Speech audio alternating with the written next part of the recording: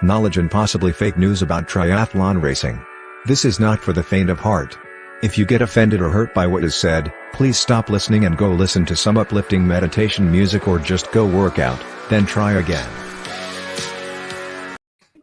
Hello, and welcome back to another episode of Pro Tri News. I'm joined by the usual three suspects, Pat Lemieux, Mark Matthews, and Talbot Cox.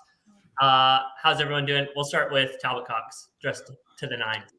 Well, yesterday I got in the car. I drove an hour up north to Southern Hills to Tulsa, Oklahoma, and I watched the PGA Tour and I watched Tiger Woods. And I was blown away and depressed at the same time because the sport is so professional. And I thought that triathlon was in the uprise. And then once I saw how big golf was, I said, we will never be anywhere near a professional sport. And then so I dressed up today to try to attempt to make myself feel professional. Are you wearing pants? No. Not wearing pants. Okay. I'm wearing Lululemon underwear, but that's about it. But I am wearing a Ralph. Oh, see? Oh, Mark's feeling the same as well.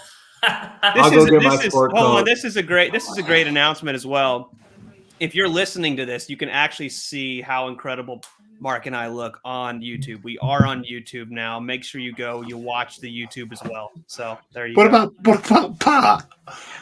Kyle and Pat are in like t-shirt and yeah. I'm in a hoodie. I'm in a Lululemon hoodie, as you can tell. I'm dressed for a podcast.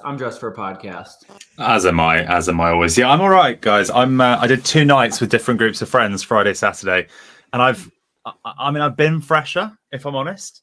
I think I've banked about 2 hours sleep this weekend, and I can't wait to get back to work for a rest, to be honest. I see you're not drinking tonight. Does that mean you drank very heavily on Friday and Saturday? Drinking's bad for you, Carl. I'm on a cup of tea. I don't know if anyone caught what he said. I can't wait to get back to work for a rest.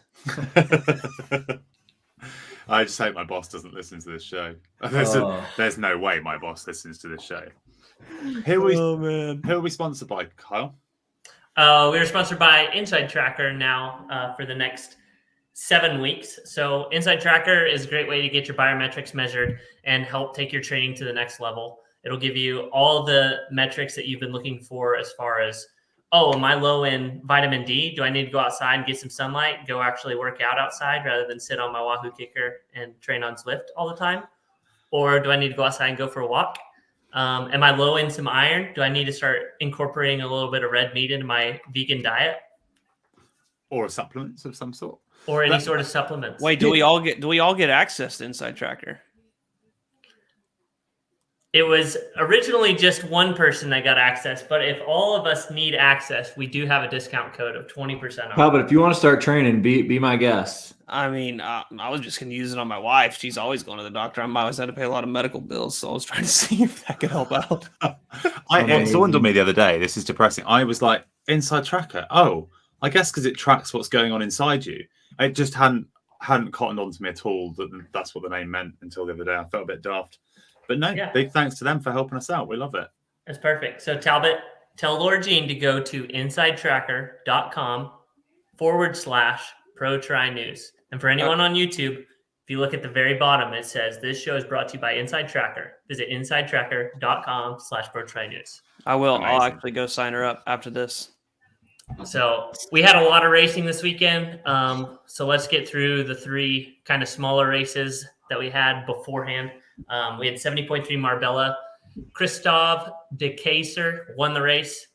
Chris Leiferman got second place, just kind of ran out of real estate. And then third place for Bradley Weiss.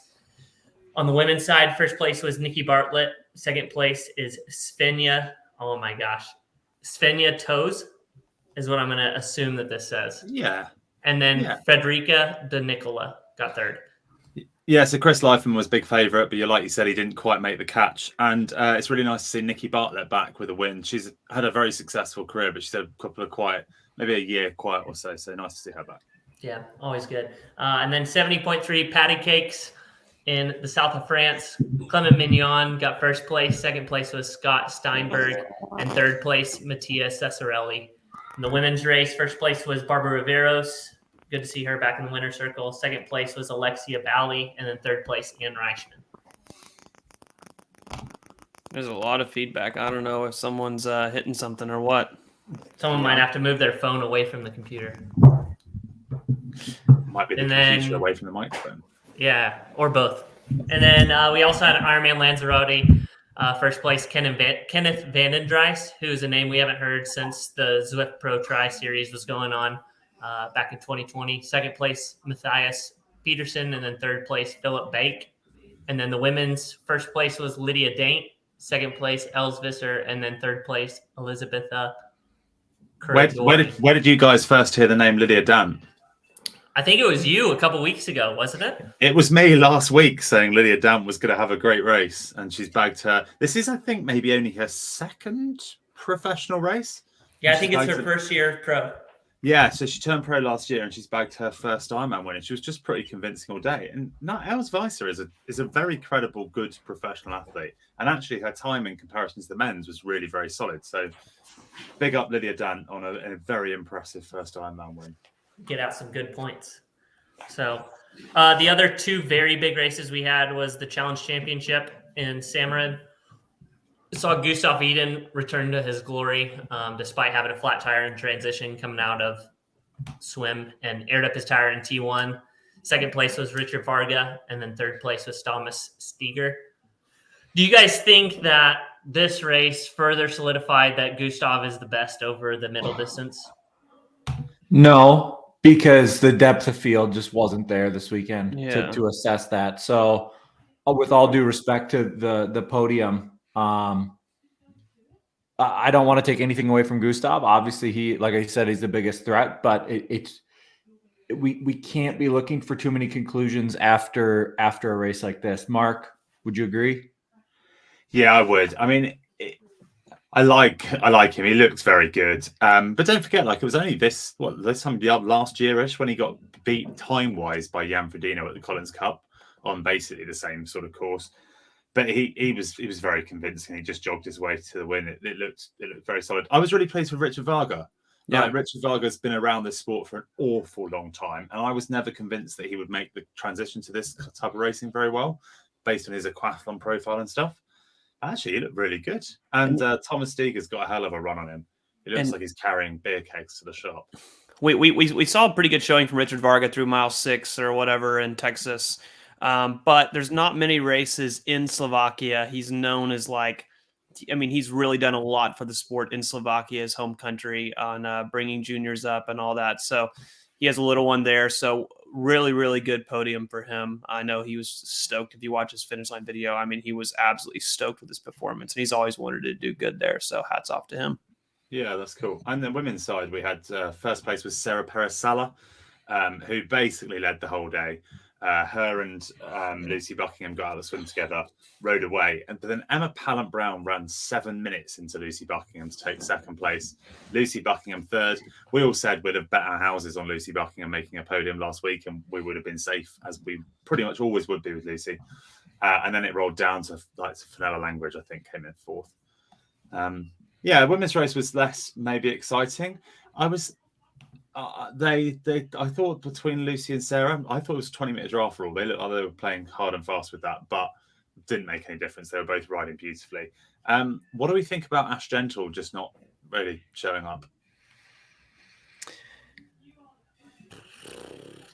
I think that it's just,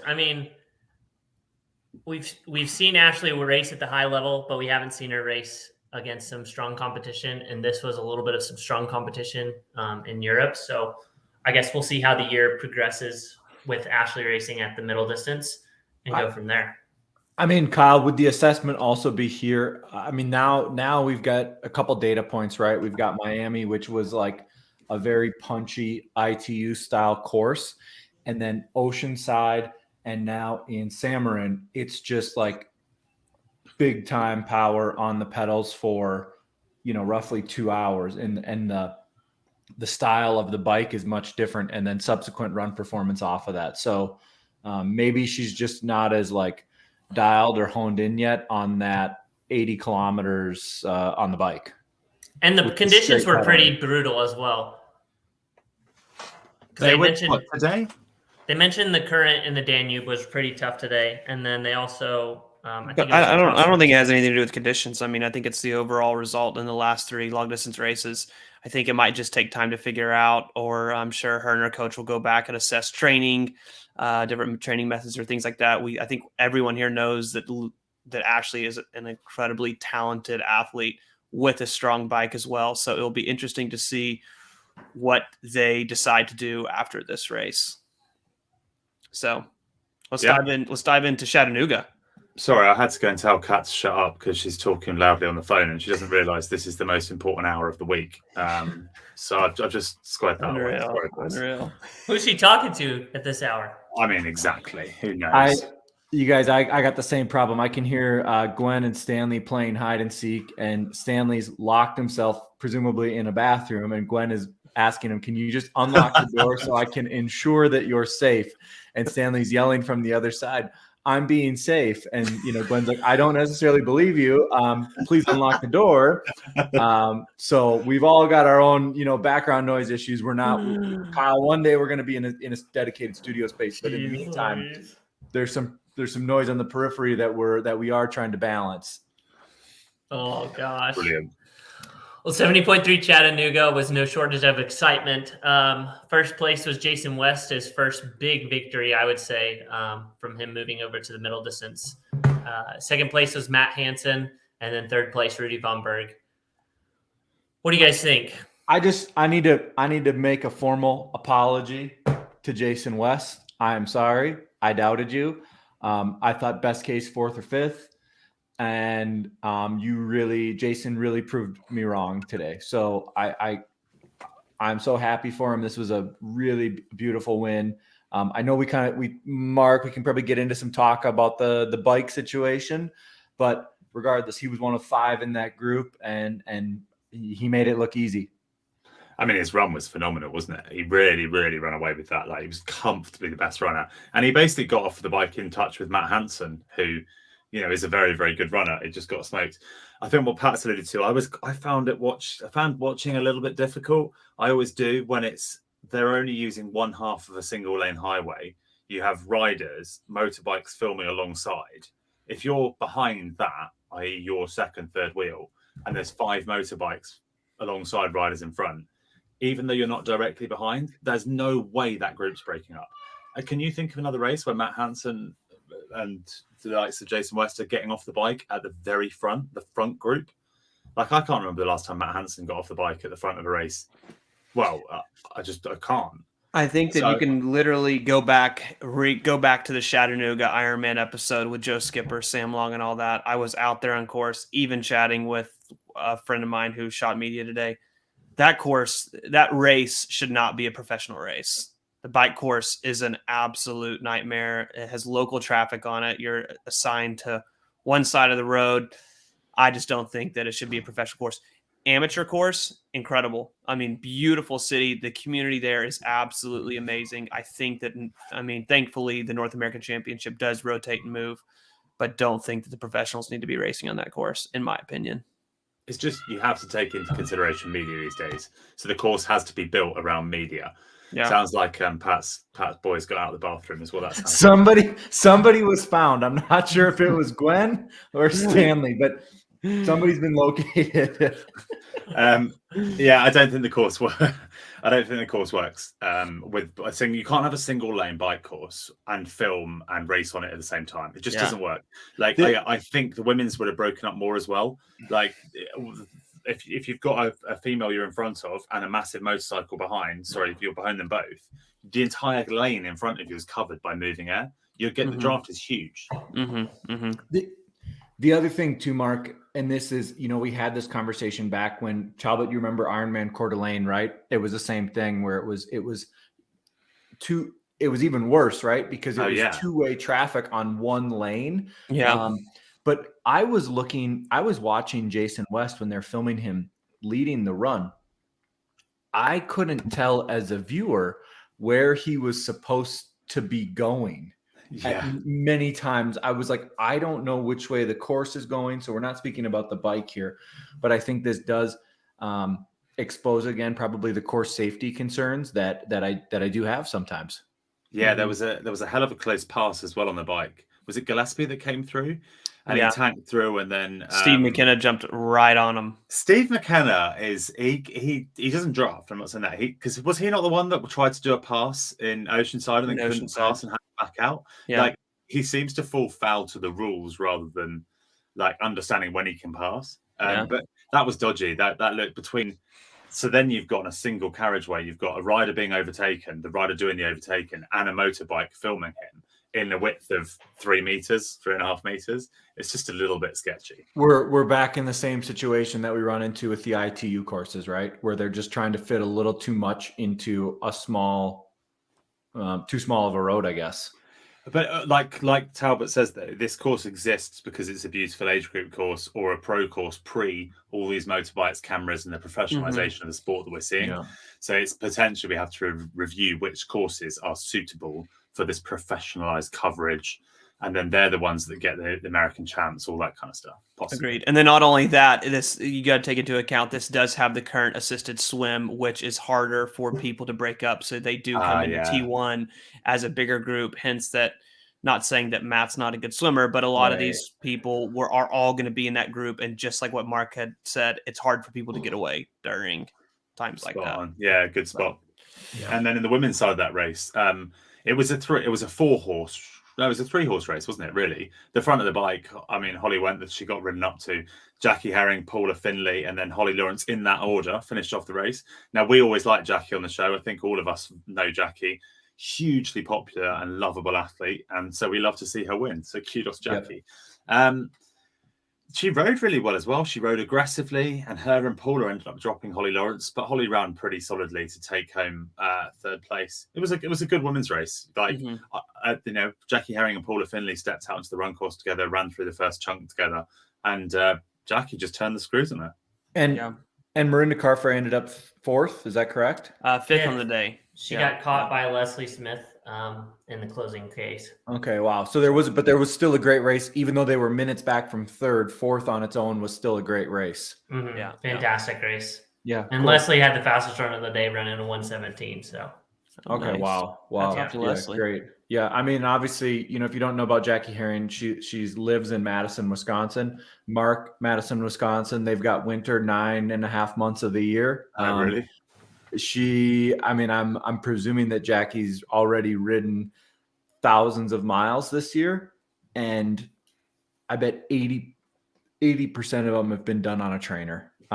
It's just the winter's that rough there, so tons of indoor training that she's been up to all winter, and this would have been one of like the first hot races that she's just done outside. So yeah, kudos to her. Yeah, we like it. So we think that it was almost a perfect storm of the bikes and the motorbikes, and then the runners actually biking up past their potential here at this race. I think so. I think that's just what it looked a little bit like to me. But there also wasn't standout Uber bikers. Like Sam Long would have ripped that group apart. Like Lionel would have done the damage if he needed. I would love, and I think at one point they even started to ride away from Rudy a little bit. I'd love to hear Rudy's feedback on what his average power was. He said that he was a little tired from his gravel race. I believe he did like the Belgian waffle ride or something beyond the lines of that, which hats off to him. But I'd love to know like what his power was and things like that. And he had an incredible pass towards the end of his race as well. He passed Jackson Laundrie in a battle in the last couple Ks, which was not covered, was completely bummed because I'm sure it was an epic battle, especially given their history at Oceanside. I don't really know how the motos missed that. But that was hats off to him for rounding out the podium. Yeah, to take another podium. Rudy's a terribly consistent athlete, isn't he? Yeah. He is. He's always thereabouts. Yeah. So we're two races into this outside coverage. What are our thoughts? I think it's great for the sport because we're finally getting like actual legit televised races, but there is still a long way to go, in my opinion. Well, it's my understanding that Ironman pays outside for this coverage. Not at all. Outside would pay Ironman. This is essentially nothing different from what Facebook is using in the past. What happens is Facebook came in, Facebook partnered with WSL, the World Surfing League, and then they like a multi-million-dollar deal, and was like, we're going to host all the WSL surf competitions on Facebook. And then what happened is that WSL was like, oh, we want to let the athletes stream it on the WSL app. And they're like, no, it's Facebook only. And then so WSL was like, well, then we're out. So they bounced out of that contract. And then after that, they partnered with Ironman because they needed to get something quick. So they partnered with Ironman. That was about 2 to 3 years ago when Ironman partnered them. So Facebook pays Ironman a lot of money for their broadcast. So that's where they get the revenue and money to do that. But they never did 70.3s until they partnered with Outside. So Outside is the hosting platform and is paying Ironman to host the 70.3 coverage on their platform. I'm not the biggest fan of it. I do actually really enjoy seeing the comments, believe it or not. I never thought I'd ever say that. I enjoy seeing people talking on the thing. And also, too, the amount of commercials is pretty mind-boggling. I do know that money needs to come somewhere from advertisements and stuff, but I mean, this is insane. But what's interesting, what's confusing to me is that they're using Ironman commercials. So if Outside is paying Ironman, why are they using Ironman's spots for it? So there were clearly today there were commercials that were servicing Outside Magazine's agreements. Mm-hmm. I'm thinking of like that Twisted Tea one that I kept seeing, and what is the Twisted Tea? Now you say that, So what is the? I mean, I got to figure out. There were way too many ads. I mean, Talbot, was it 50-50? Was it 50% coverage, 50% ads? I'd say probably if that. I don't know. I fell asleep like towards the end of the bike and then woke back up and saw the last half of the run. I mean, not saying this was early in the morning and I was tired. So I would love Andrew Messick to call me up and ask me to do Ironman commentary, because I think I would probably be humbled and find out just how hard it actually is to continuously monologue for like 5 hours. Because at the moment, I probably don't appreciate how hard it is, because I really don't enjoy a lot of commentary. I really, really struggle. But Mark, I thought the same thing. What the hell else would we talk about? You just run out of stuff to talk about. Yeah. You should watch, if you watch cricket in the UK, and I'm guessing baseball is the same, you just have to have commentators that can riff on. There doesn't even have to be topics necessarily about triathlon. It's just keeping like a steady stream of enjoyment and entertainment. It's like listening to a very long podcast, but you've got something going on in front to feed the podcast. Yeah. That's what like cricket commentating is.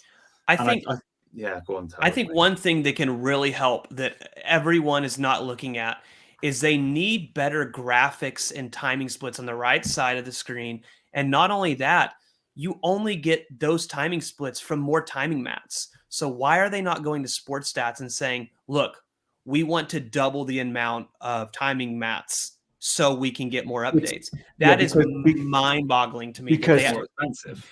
Talbot, I know it's expensive, but it's a broadcast. I know, but here's the other thing though, Talbot. Remember what they've always struggled with is they've never had an amazing producer that understood races, that could call the shots on the fly and say, look, we've got a great race happening for the third place spot.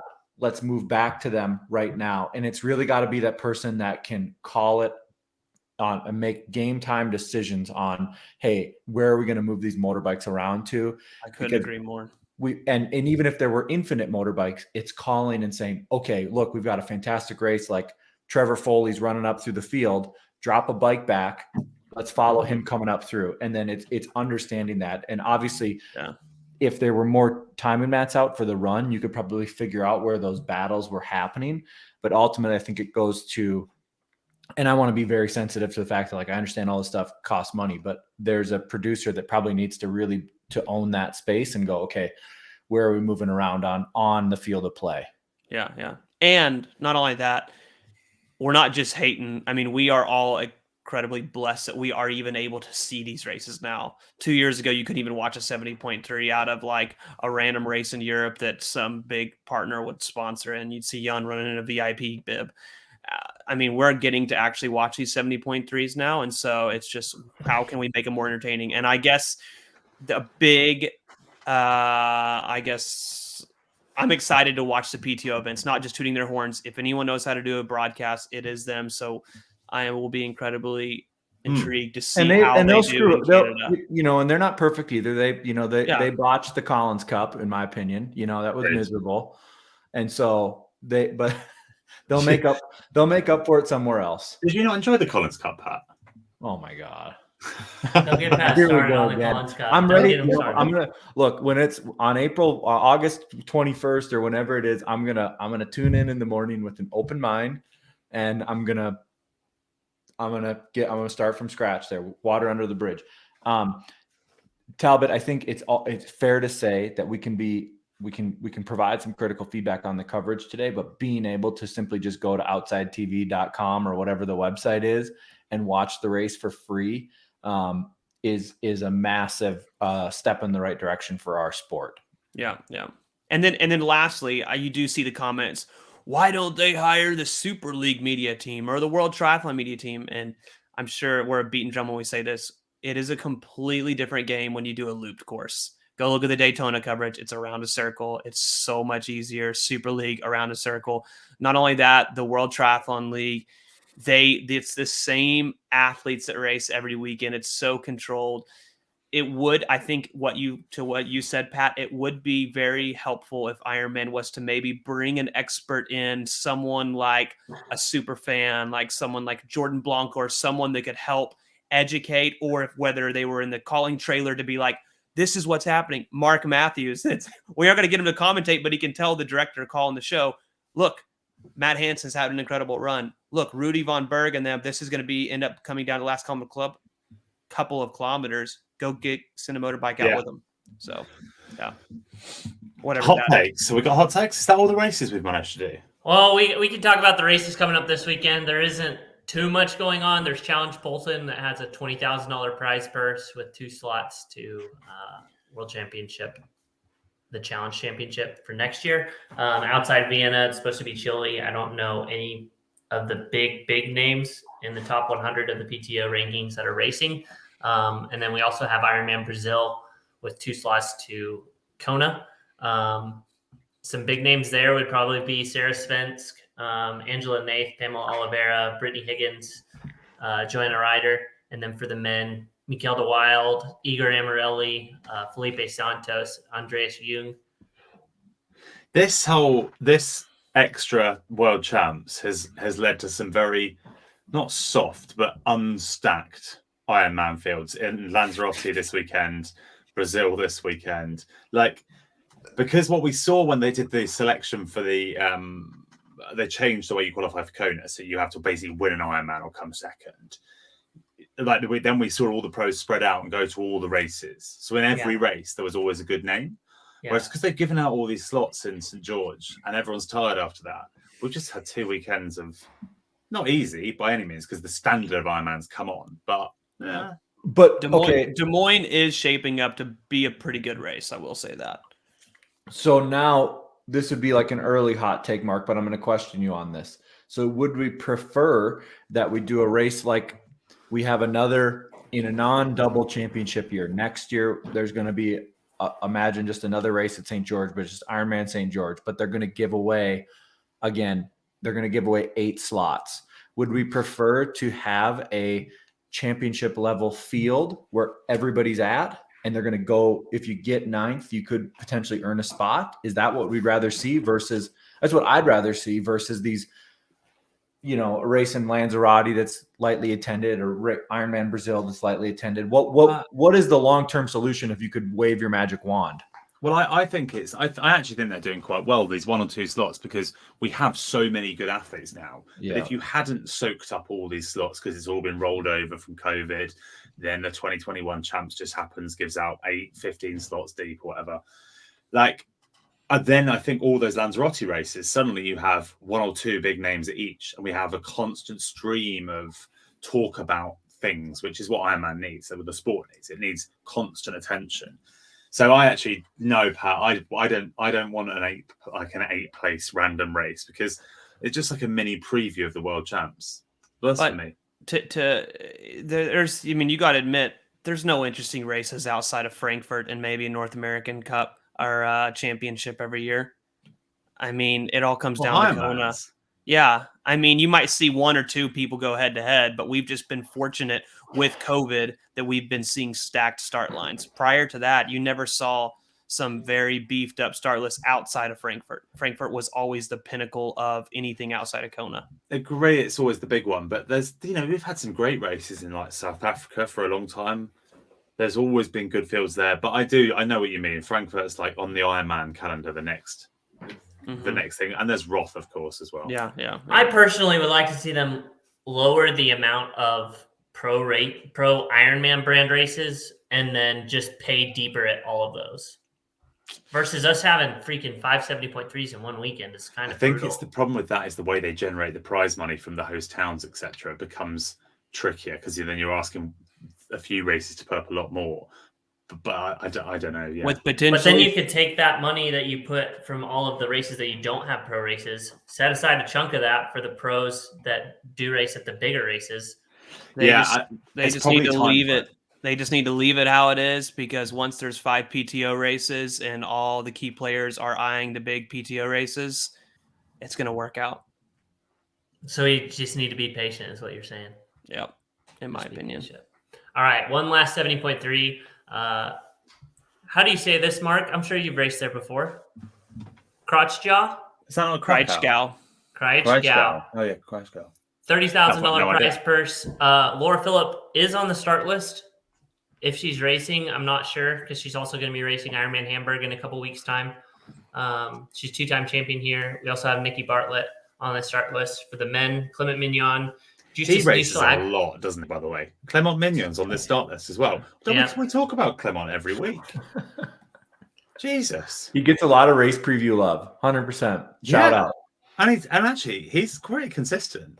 Yeah. He bagged a win this week. He's had a lot of podiums. A lot of podiums. This was his first win this weekend, so we'll see if he's able to put it together for this race. And also Freddie Funk, who had a rough go at the Challenge Championship. Yeah, he wasn't. There was something wrong with him today, wasn't there? He just looked off. Freddie Funk doesn't get beat on the bike like that ever. Yeah. And then Sebastian Kienle was on the list, and he's no longer racing due to COVID. So heartfelt get back. So we haven't covered the lack of Duffy. That was COVID, was it? Yeah. Chattanooga. And I heard that a lot of people, well, let's just slide slowly into hot takes. Were a lot of people sick after Tokyo with COVID? I heard quite a few. Yeah, it sounds like it. I think there was another athlete. Kevin McDowell got COVID. And then it seemed almost all the posts I read was something didn't feel well, or I didn't feel well, or things like that. So I wonder how many people end up getting COVID from WTS Yokohama. So hopefully they're able to mitigate that. There's always people that get sick after traveling across the world for a race. They come home and they come down with the sickness. I don't think it's anything really new. Let's dive in to sub 7/sub 8. What do we want to dive into here? We're 2 weeks away. What the teams got announced this week? You want to talk about it, Mark? You want to tell us what's going on? Did we not cover the boys teams last week? Not really, because I was in a hurry. 2 weeks ago. So the men's teams have got. Oh, we covered the men's teams, did we? So the men's have got. Yeah, Alex Dowsett, Dan Bingham, both had Tanfield brothers. The women's race we didn't cover. Yeah, so the Alistair's team's better than Christian's, so I'll just throw that out there. The women, it's interesting. So Kat's gone with a selection of UK-based female time trialists who are very, very, very good. They're super aero, super nerdy on that side of thing. I'm proud of it because that's a big sport for us here. So she'll be led by Ruth Astle, who'll sit in front of her. This is going to be our game plan. And then we're going to use a couple of teams of time trialists to rotate in front of Ruth. And we'll move the teams of time trialists on and off. There's Kelly Murphy's riding for Cat, who's 6th in the World Pursuit Championships. We've got multiple national UK time trial champions. And that's kind of Cat's team. With India Lee, we'll swim, bike, and run a bit for Cat as well. They're the 2 triathlon names you'll know. And then on Nicola's side, it's interesting because she's just gone with a lot of Ironman athletes. So Nicola has, she's mainly just got like people that Brett coaches or people around. So that was pretty interesting. She's got India Lee, She's got Amelia Watkins. She's got Els Weiser. Imogen Simmons one. Imogen Simmons is in there. She's got a couple of amateurs. So she's got a lady called Jo Patterson, who was on Kat's team, then moved across, which was fine. And then one more, Lizzie Brooke now, who was pro very briefly. But it's strange. Looking at that team, I'm assuming they're gonna just be riding for a very long periods each. So what you will get is an exciting dynamic in that Kat's team will be rotating on and off the track, trying to do a kind of cleverly coordinated short effort approach, whereas Nicola's team will be going with a much more steady state, trying to hold a maximum average pace using, I presume, Jo Patterson, Lizzie Brooke for a very long time. So yeah, it'll be interesting to see how it plays out. But she's got I mean, she might be on a road bike. Yeah, that's what I want to know. Two things. One, is Luisa Baptista and Nicola going to be on a road bike? I don't know. I mean, like I said before, I hope so. And number two, are they going to go sub 8? Yeah, it's much easier for the women to go sub 8 than the men to go sub 7, I think. Question for you, Mark. Why couldn't they use male athletes? I think just one of the rules. It gives it a bit more credibility, gives it a bit more. It makes it more exciting as well, because it's actually quite hard to find a team. Like it's actually quite hard to find female cyclists that ride better than Kat and Nicola. Like the girls she's got are excellent, but she's raced them all. And there's a couple that are faster than her on her team, and there's a couple that Kat's beat in actual time trial. And that's as good as we could find in the UK. Whereas if you bought men, it's really easy. You know, you can just go down and find a bunch of good amateur males, and it kind of takes that, I don't know, prestige away from it a little bit, I think. Yeah. And also the second thing that I'm curious to hear or see is I believe we will see a pass at some point during the race. I'm excited to see what unfolds during a pass in the race. Yeah, so unfortunately, with the way they're doing it is the team in front that's going to get overtaken, the referee car goes up to and it tells them to relinquish track space. So they have to move out, and so it'll be an undertake. And I think the idea is that it makes it short as possible for the team moving fastest. When you say you're going to see a pass, who are you thinking? Kat passing, Nicola, and possibly Christian passing? What are we thinking? I don't know. I'm just saying that I think that if it happens, it'll be interesting to see a pass. Like, are they not allowed to draft the other team, or is there like no? They're not allowed to draft the other team. Oh, and okay. But there's follow-on cars as well and a referee car. So unlike cycling, where they're used to doing this, and they have a commissaire who, they'll announce that the convoy can come through, and they'll move them. They'll pick a point in the road. It's going to be quite dangerous. Like, you have to be quite careful with that coordination. Yeah. So yeah. I'm sorry, I've been aware of this, but I haven't checked. Is this going to be on YouTube, and who's going to be broadcasting it? They've actually got a lot of, they'll do an announcement with all the broadcasters, but there are multiple platforms, including some live coverage on different TV channels. And they've also got certainly an online streaming platform that you can all watch direct from. Like, they've got some good stuff, like each of the team cars where the coach or whoever will be mic'd up, connected to Zoom, so they can drop into the team cars to try and like spice up the broadcast. The broadcast team looks amazing. They've got like really exciting broadcasters. Yeah, and I think Talbot and I all remember this from Tri Battle. I mean, obviously the weather was like couldn't have been any worse. But I actually thought the broadcast for being a 1-versus-1 format was they took some opportunity and some liberty with the time that they were given. So given the blunders that they had there and how boring it could have been, like I'm excited to hear that. Yeah, it does make sense to bring people into the team cars here and talk about some stuff. And I think that'll be cool. Yeah, I think in the men's race there'll be slightly different approaches to how they use people. So it will at least feed like a different dynamic behind what you're watching. I'm more confident that I think it'll be an interesting spectacle. I think you might get some close races as well. But is Alistair still doing it? As far as I know, yeah, absolutely. He's planning on, he's got his team vans going out the same time as I'm going to drive across to Germany with my team van. And so, yeah, no, Alistair, I believe is still doing it, yeah. I got to remember that this is going on YouTube, so I got to keep my facial... Yeah, your facial expressions there were terrible. I gotta remember. I gotta be kind of neutral. I mean, this is. I think ultimately that's going to be the only bummer about this is the men's race is going to be but not interesting. But I think the unless the cool. teams are really disparate. So And unless then Alistair's racing- like, Do you Unless think that's interesting like- as in you think Blumenfeld's going to blow away Alistair? I don't think Alistair's going to finish. I think that'll be a great show. I think Alistair will come out of the water first, and I think that obviously, how long is the bike course loop? so it's 16K from the end of the lake to the start of the stadium, and then it's Yep. 5.8K, 27 times 5.8K. So they're doing that. So that's roughly a 7.5 minute lap. Alistair's team is so much better than Christian's. They might put a lap into him. Now that would be amazing, wouldn't it? Because like Matt Bottrell and that is super smart. They're working with Christian. Christian's got all his coaches in the world. Yep. You know, lots of these leading thoughts within triathlon are in Christian's team. But Dan Bingham is like the aero technical director for Ineos. Mm-hmm. Like that And- guy and- really knows, and he's the fastest ever British hour record holder. Stuff like that. And just going into what I'm saying is going to happen on the run. Like Alistair may have to be a one-trick pony for this race and just lay it all out on the bike, knowing that he's only going to run 10 or 21 kilometers. Yeah, I mean, yeah, maybe. I don't know. That's what I think.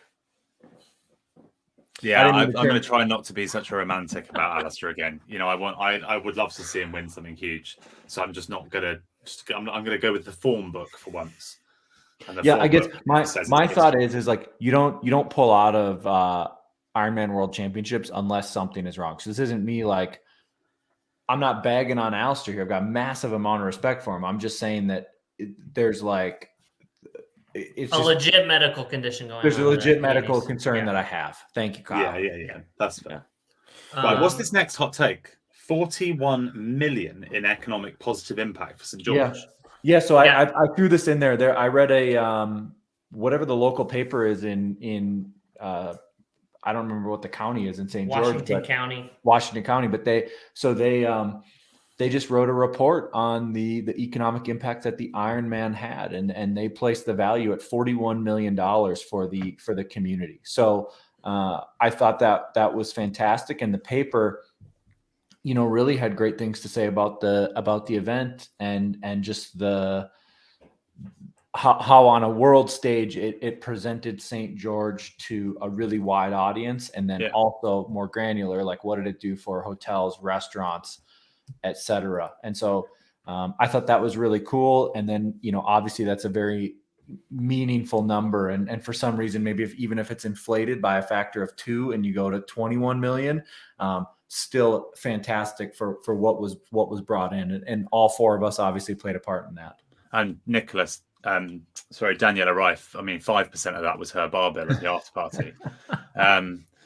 She was making it rain cocktails, which I can't imagine they sell many of in Mormon, St. George, Utah. That's right. That's right. Yeah, that's really And positive to hear, isn't it? Yeah. Do you guys know what the economic impact of Kona is? I would guess around 80 almost. Well, sorry. I mean, 80 this next year, I would guess it'd be nearly. What about 2019? Oh, Don't Google yeah. it. Don't Google it. Don't Google No, it. come on. 19 million, whatever. Go on. 30 million for 2019 Wow. in Kona. So I would say you'd see close to 60 million with nearly double the people this year going to Kona. Also, it being so much more expensive than St. George itself. I mean, in the NBA Finals, I just quickly Googled it, brings in 57 million. So, I mean, this is a massive economic impact. I think that hopefully the mayor of Kona sees these numbers and is like, yeah, we can't miss on that again. Yeah. So- That's cool. That's great. Interesting. PTO points. What do you guys think? We have new PTO points rankings. Our new number one. I'm into these rankings. I still don't understand the numbers. These need to be used all the time. I still don't get it, but I love looking at the charts. I love looking at who's going I up, love who's it. going I think it's down. incredible. We're still missing some of the top athletes on here. Like I would say someone like, it's not top athletes, but like Martin Van Riel, it'd be cool to see him do 2 more races to get himself on here. Would love to see someone like Flora Duffy on here. But I mean, I think this is as accurate. I mean, as much as all the haters hated on, I would say this is pretty much accurate to the best athletes in the world and it reflects form as well, doesn't it? So Yes. it does reflect form. And they've got some of the races need to go, like Daytona 2020 is still a scoring race here. Let me just check if that's. I'm just checking to see if Anne's still using that. 101, yeah. So there are still people in the top 5, top 10 using that as a scoring race.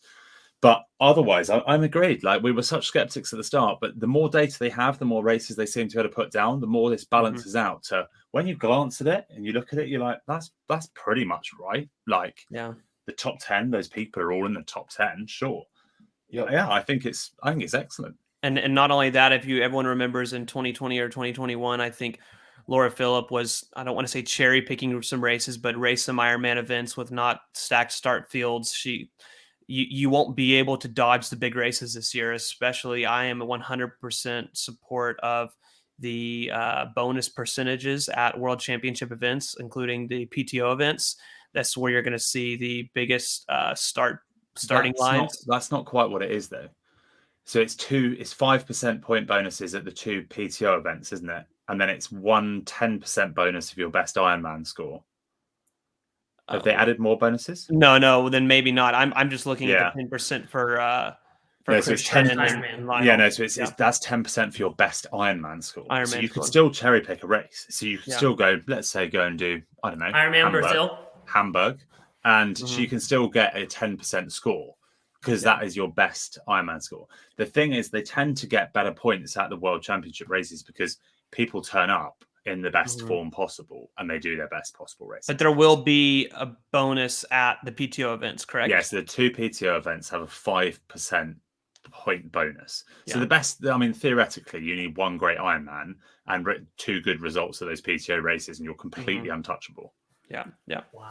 So I love it. I think it's, personally for me, I think that it would be really cool to see Ironman adapt this for the Ironman World Championships. Take the top 40 for Ironman World Championships. Take the top 40 athletes that want to race in the Ironman. And if someone denies their slot, let's pick someone on here, like a 70.3 athlete on here. Let's just say Rudy Von Berg. He hasn't raced an Ironman yet, but if he's like, I don't want it, they Ironman. Yeah, but then you don't have people racing Ironman all year. There's lots of athletes that would just do 70.3s, get high enough up there, then just race 1 Ironman. Yeah. Well, they could just yeah, but as part of that scoring, they could just put, you've got to have an Ironman brand. You got to have an Ironman branded event as part of your PTO scoring. Yeah, it's definitely your own scoring. Yeah. I mean, I think it's kind of cool, Tal, but because then here's the thing, it avoids what we just talked about, which is what kind of grinds my gears, is going to these soft races and knowing that if you just have to win or get second, that you're going to auto earn your spot. Like I don't know. I guess I like the way the points piece is shaping up. ITU obviously does a very similar thing with points, so I am used to seeing them. I just understand the scoring much easier in ITU than I do for PTO. And so I think Talbot, I like your idea.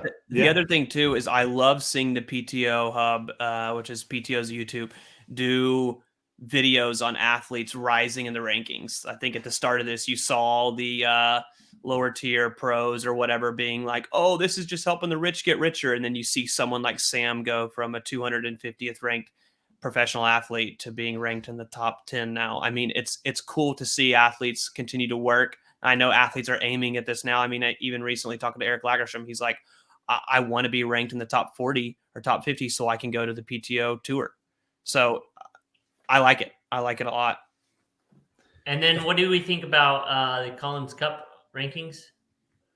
I don't think they've listed who the top 4 are yet for the team for all the teams, but as it sits right now, I mean, there's so much racing to do between now and then. I mean, at the moment, it's for the men, the European teams: Christian Blumenfeld, Gustav Eden, Daniel Bakkegaard, Jan Frodeno, guaranteed slots. Pretty solid. Take that, wouldn't you? North America, you've got rest of the world. Lionel Sanders, Braden Curies would be in that. And then they've got quite a jump down. Maybe Sam Appleton, Carl Smith. They've got the auto qual there. Yeah. America at the moment. Sam Long, Christopher Leifman, Rudy Von Berg, Ben Hoffman. Fine. You know, like that makes complete and utter sense. So it does seem to like be translating quite well. The where it stops making sense is the people then don't get a slot because they happen to be Europeans. That's where it starts to be harder to understand. So like automatic qualifiers, European women are the top 4 in the world. Get this. All right, here's one for you. Lucy Charles is not automatically qualifying for the Collins Cup at the moment because she's been off injured for 5 months. And that's bumped her out because it's just the top 4 are all European. Emma Pallant-Brown, who's been on form the last month, doesn't have a slot. Yeah. Holly Lawrence doesn't have a slot. Do you think we'll see a point where Great Britain has their own team? So there's 4 teams? They absolutely ruled that out, didn't they? Yeah, he said no. But we will see earlier PTO tour events when they add 2 more next year. So of course, yeah. So, I mean, I think every triathlon is in a good spot. Remind me where the other 2 PTO tour Asia, Pacific, and Europe. Okay. Have they said if it's going to be in Europe, like at Samarin, or where they don't plan on having it be in Samarin? I do know Singapore was trying to bid it out, wanting to sign like a 10-year contract for the Asian one. Yeah, and I'm like, as hot and miserable as that'd be, it'd be pretty freaking cool. Yeah, I'd love to go to Singapore personally, but they could have it like the week before the Singapore Grand Prix for Formula One, and then I could just stay for both races. That would be primo. But yeah. One last hot take. I put this one on here because it was DM'd from one of our fans. If everything is a championship, nothing is a championship. So essentially, what we saw Ironman World Championship. I think that's a risk of the PTO at the moment for a short period of time. I think it's a very fair challenge. If you have PTO top races, you have Ironman World Champ races, then you have people trying to finish the points at the top, then you have people trying to get into the Collins Cup. Like, I see the threat he's saying there. It dilutes the sheer value of that one, like, winning Kona was everything in the long course game. Now you can have a very successful career. People can legitimately argue that you're better than the Kona winner if you win 2 PTO races, etc., etc. It's a fair challenge. I'm 100% for it. There's so many sports that are like this outside of NBA and NFL that have crowned one best team of the year.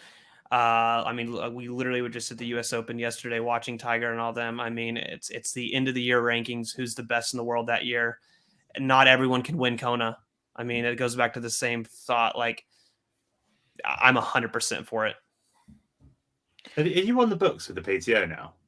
No, I mean, I'm like, this just makes more sense. Like, if the Ironman World Championship was rotating for the professionals, I know that it gets very emotional when people talk about people want to race Kona, but like, this just makes more sense. You will see the best well-rounded long course athlete at the end of the year, not just the best Kona racer.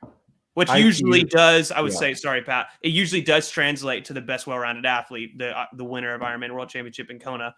But I think that, Yeah, so ITU obviously has this, this problem, right, where they switched, I think in 2009, from a one-day World Championship to a series championship similar to Formula One. So what they've tried to do to combat that is they have, at the final race of the year, they have what they call a grand final. And that's supposed to kind of feel like a world championship within a world championship. There's a few more points on the line, but I still don't, it doesn't necessarily feel like it doesn't have that same feeling, obviously, that St. George just had 2 weeks ago, right? It's a big deal, but it's a little bit more nuanced. And I can think of in 2015 when Javier Gomez came across the line in Chicago in third, but he won the world championship. He's just as ecstatic, and it just feels a little weird, I guess. But I get it. I don't know. I'm going to pose one thing real quick. Do you think that there will ever be a scenario where someone is chasing the money of the PTO prize money versus chasing a world championship? I don't. Let's say they're not the same person. I don't know what you mean.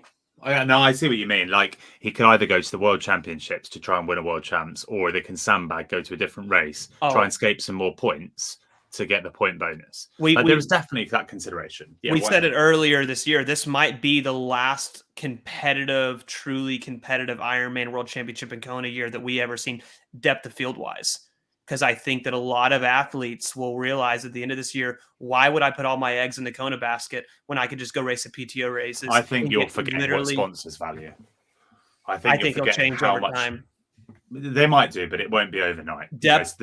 I do think, yes, the best will show up in Kona, but depth of field, why would 5th place go to Kona?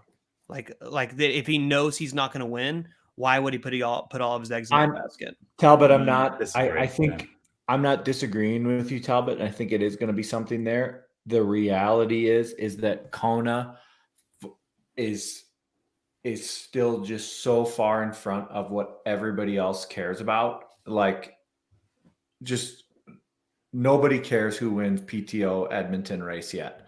It's never happened. That's what I'm saying. But I'm saying no one cares who was ranked 1 in the world last year. People care about who won the Ironman World Champs. Yes, I don't care. I don't even know who was ranked 1 in the world at the end of last year. But I do know who won the Ironman World Champs. Yeah. And I think, I don't know that it'll always stay that way, but I see it's going to take some time to change that. 100%. That's what I'm saying, though, is it will change over time. As long as the PTO becomes profitable and that survives, of course, yeah. Absolutely. And I think a big key is Ironman is going to have to put up more prize money in Kona. Going to have to. I still can't believe, Kyle, you pulled that zinger at the press conference. Kyle was trembling. Kyle asked, the listeners, do you know this? Kyle asked a question at the pro press conference, the Ironman World Champs, with his media pass on with Pro Tri News.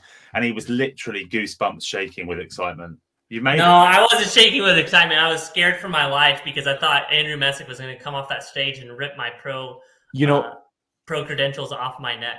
Kyle's a fair is a real fair question. I think you could share it with the audience. Yeah. So essentially, what happened is at the pro press conference, Andrew Messick was up there chatting about how it's new beginnings, moving the world champs away from Hawaii and doing it in St. George to be able to give everyone what they want, which is a world championship that everyone deserves. And then a reporter had asked a question previously because he asked for questions. And a reporter, I can't remember where she was from, but she asked about going back to Kona versus moving it around. And he was kind of hammering it home that we're going to be able to have 2 days of racing. The men's are going to race on one day, women are going to race on another day. And was kind of driving that ship home. And I raised my hand and I said, Andrew, with there being 2 days of racing, there's now double the amount of revenue to be able to be put up. Are you going to pay the pros more? I'm not asking for double the revenue or anything like that. It was just simply the question of, is it something that you thought of? Yeah, and the answer was no. The PTO are paying them plenty, basically, was essentially the answer. And not only that, for the people listening that get Kyle's and my voice confused, Andrew walked off the stage and looked at his PR person and said, "Did you hear the question that Talbot asked?" Brilliant. And I was like, that wasn't me. Sorry for putting you in a tough spot, Talbot. Jeez. So yeah, it was. I would go back now and say, obviously my name and things like that, and who we're with. Oh, mate, you did great. Good for you. No, it was a fair question. And look, let's be fair to Ironman. Talbot saw the media report and I think Mark, all three of us saw the media report that I generated. Ironman's product is they're trying. They're trying to get better, and they are featuring athletes. They're not trying, they're doing it. And I think if I go back and recap and look at, the posting that they were doing on their social media, it is athlete centered. It is athlete focused. And I think everybody's seeing a better product because of it. And they did up the prize purse from Kona 2019 to now, obviously due to inflation as well, but that's besides the point. Yeah. One last thing. Do we want to talk about if coaches matter? No, let's save that debate. It's just me and Talbot debating the extent in which coaches matter. We both clearly agree that coaching matters. Talbot seems to think it's. I worship them more than Mark does, and I think there's a little bit more interchangeable. I think it's rarer to find a great athlete than it is a great coach. I'm literally Mark. I'm sitting there on the 18th green watching Tiger putt yesterday, and I was like, I wonder how important the caddy is. Very important. Literally, yeah. Yeah, so Literally. when Tiger was at his prime, Tiger's caddy was from New Zealand and was the highest paid sportsman in New Zealand. That's Are you wild. serious? Yeah. Wow. Yeah. I did Caddy not is know that. really important. Yeah. Jeez. But anyway, yeah. More Well, we're important than fastly triathlon approaching coaches. 1 hour. Yeah. Fastly Look, approaching 1 hour. We want to get, and let's put some, can we just, Kyle, can I put in a request for some more like hot takes and just, can they slide into the Pro Tri News Instagram DMs? And Always.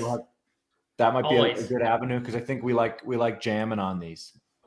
Yeah, and it's something good for us to debate because obviously we run out of things to talk about and we text during the week and we roll our hot takes sometimes a little too fast and don't get to talk about them on the podcast. So if you have something that you think about, slide into our DMs and say, hey, why is 6 afraid of 7? And we'll debate it for 15 minutes and tell you why 7, 8, 9. So be sure to check out Inside Tracker. Go to insidetracker.com/Pro Tri News. Get 20% off and take your trading to the next level. Thanks for tuning in. We'll see you guys next week.